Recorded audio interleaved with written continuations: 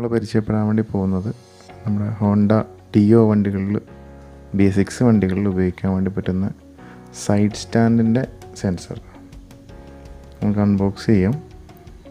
അപ്പോൾ ഇതിനകത്ത് ഈ കവറിൽ കാണുന്നതാണ് സെൻസർ. ഇത് മാത്രം പോരാ, ഇതിൻ്റെ ഒരു കണക്റ്റിംഗ് വയർ കൂടെ വേണം നമുക്ക്.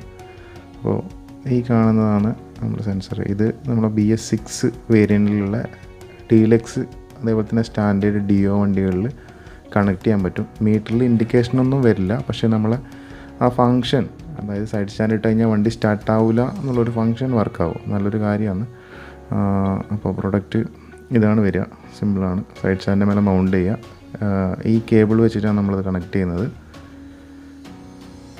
കേബിളിൻ്റെ വില വരുന്നത് 79 രൂപയാണ്.